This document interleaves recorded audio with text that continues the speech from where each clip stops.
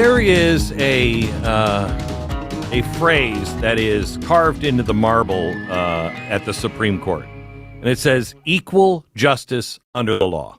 Equal justice under the law. That is the one thing that we have really forgotten about here in America, it seems. You want special justice. You want justice for this group or that group. But no, I want equal justice. It's why justice is blindfolded. Justice should never see who's at the bench. They should see what are the facts of the case. And who's at the bench should not make a difference. I don't care if you're rich or you're poor, you're homeless or you're Bill Gates. I don't really care. I want to know the facts. And then we judge that not looking at the person. That's the closest we can come to perfect justice. And the more we take that blindfold off of justice, the more corrupt justice becomes. And we know this because that's why if you were black back in the day, you couldn't get a fair hearing. You couldn't get a fair trial because justice wasn't blindfolded. Okay? That's why it's up on the Supreme Court. Equal justice under the law. And it's not a suggestion. It's not a slogan. It is the beating heart of the American experiment. You know, no man, no movement, no institution, no creed stands above the law.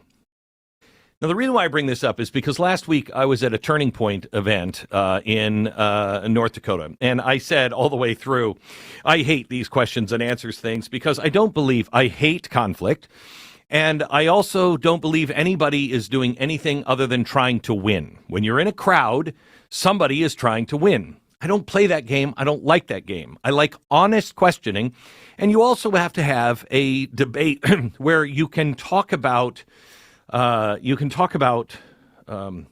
subtle things. You know, you have to be able to look at things. Not everything is black and white. There is right and wrong, yes. But now how do we get there? For instance, yesterday I talked to you about AI. Earlier, it seems like last week already. Earlier in hour number 1 of the podcast, I was talking to you about AI. And I don't know the right answer on that yet. We have to have that debate. But an honest debate on things. So last week I started taking questions, and boy, did they take these and selectively edit. Interesting. But I was asked, Glenn, how come AIPAC, that's the American Israel Public Affairs Committee, how come they don't register as a foreign agent under FARA, the Foreign Agents Registration Act? Well, I know that Hunter Biden was supposed to, register under that, or was he? Now, I said at the time, I don't know anything about it. I haven't looked into that, but I will do my homework on it because I want to know. And my guess is if they don't, then there's something wrong with our law. Okay? Either they're getting special favors that they shouldn't, or many people are getting special favors and they shouldn't. Everyone should have to obey the law and equal treatment. Justice is blind. Okay, so let me tell you now. I went home. I did my homework. Let me tell you what I found on AIPAC. First of all, it is bigger than AIPAC, much bigger. It is a mirror held up to an uneven application of American law. Let me tell you what FARA is supposed to do. It was passed in 1938 to stop the Nazi propaganda. There were lots of Nazis here in America. And it requires anyone that is working on behalf of a foreign government to register as a foreign agent. Seems simple. But is it? It requires transparency and accountability. But here's where it gets murky in the law.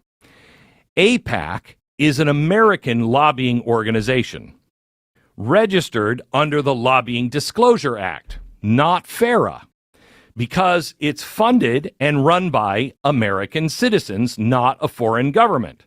Now, that's the legal line. Now, I don't agree with this, but that's the legal line.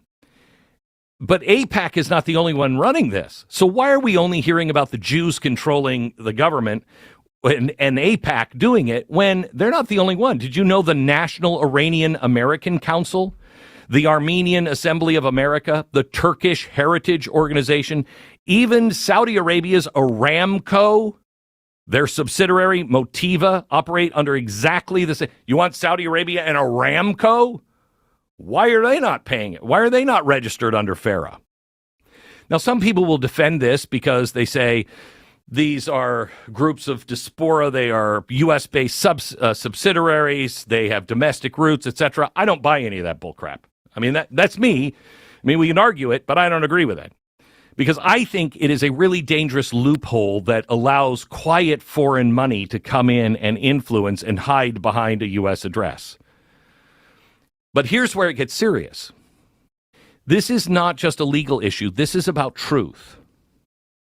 When you and I, or anyone else, begin selecting only the facts that make our point while ignoring those that don't, we stop doing research and we start doing propaganda. If you've listened to voices that pick and choose data to inflame your anger, you have to start asking yourself this question: is my source being honest? I ask you all the time. Do your own homework. I'm the guy, I think, who popularized that with the youth now. Do your own homework. Don't take my word for it. Do your own homework. But that requires that you do homework on all fronts. You ask honest questions. Am I wrong? Is this wrong? I want to read the opposite side, and I want to see what's credible on both sides and bring it together. For example, once you learn that the Iranians, Cubans, Saudis, Armenians, and Turks all have the same objection, yet it's only the Jewish organization that is accused of secretly controlling Washington, do you see a disturbing pattern here? Because the argument starts to sound less like a legal concern and more like something far older and darker. And that was my point. I said, look, you don't have to agree with Israel. I don't want to fight their wars. I don't want to do anything. I support them in their right to defend themselves as they see fit. Okay? I don't support anything like genocide. I don't believe they're doing genocide. I do believe Hamas is. And I do believe you can make a very, very clear case that Hamas, Hezbollah, Iran are evil. And I said, look, you don't have to accept Israel, and you don't have to accept Hamas. You can say nobody's a good guy in this. But when you look at things like AIPAC, if there's more, and this is what I said, if it's about something legal, then we have to correct that, and the argument would be over. I could say what I'm saying today and say, look, we should have listened to Tom Cotton. He introduced legislation on this. All of this has to stop. So let's do that.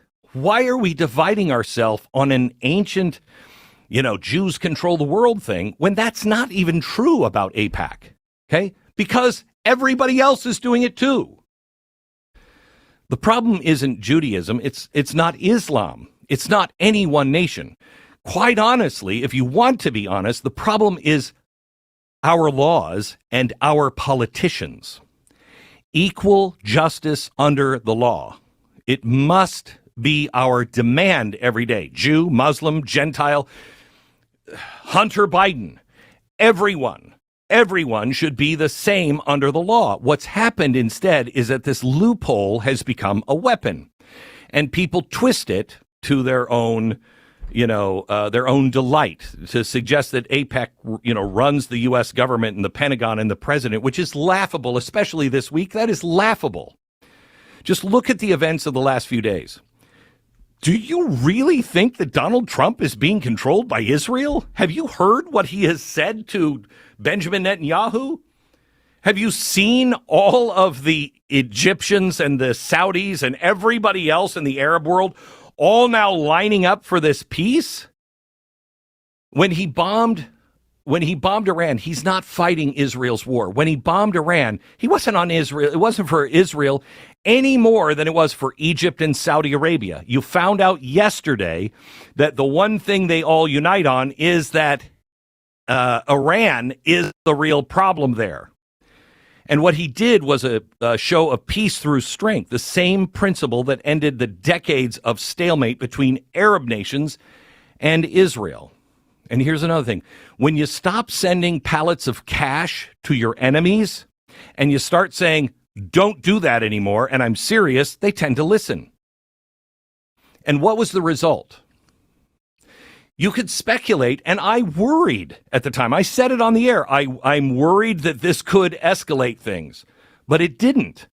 So what is the result? The result was not an endless war where we're over fighting, in the Middle East. I don't want that. Neither do you. The result was true Arab-Israeli peace, the first chance of true peace in a millennia. And now he's taken that credibility of saying, look, I'll be tough on the Arabs. I'll be tough on the Iranians. I'll be tough on the Jews. I'll be tough on Hamas.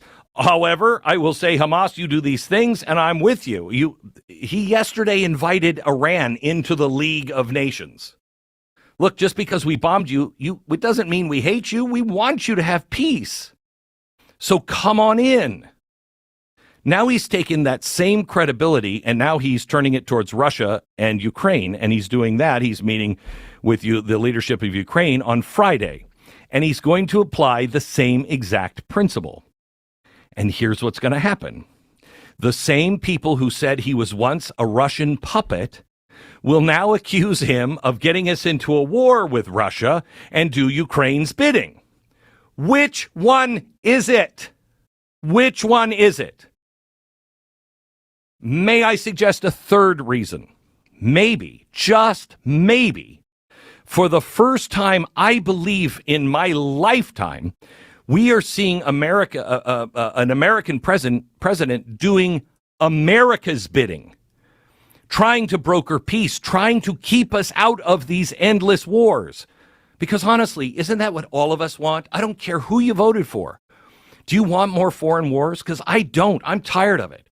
Do you want to see more blood and treasure spilled in some unknown country? Isn't that what we all want, is an end to these wars? No more young Americans spilling their blood in distant deserts or frozen tundras for somebody else's freedom who I don't even know if they really want freedom? I want freedom here. I want to be able to show the world what people who actually understand what freedom is, know what the high price is that we have to pay for our own freedom, not your freedom, our freedom. What we can do with that freedom. We want to be a shining city on the hill that everybody can look at and go, look at those guys. I want to be more like them. Not going over to other countries and jamming it down their throat. I want peace, but peace grounded in strength and honesty and the unbreakable, carved in stone promise of equal justice under the law. That's what we have to do to restore faith in the Republic. We have to stop taking little bits and pieces, look at the whole thing and say, what's corrupt? Well, what's corrupt here might have started as a good thing, but it's no longer a good thing. We have to change the law. Equal justice under the law. I'm sorry. If you are doing the bidding, Hunter Biden or AIPAC or the Iranian Council or Armenian Council or whatever, I'm sorry, we have to tighten this down because money has changed. It's changed. Things that were happening in 1945, 1955, 65, 85, 95, 2005, it's changed. And I don't want any foreign influence coming into this country unless we know exactly you're influencing for a foreign country. Because this is what makes us different than every other country that's come before. And that's not ideology, that's not party, that's not tribe. That's how we have to define America again if we're going to survive. So you may not like it. Sorry, but you asked me to do my own homework on AIPAC. There it is.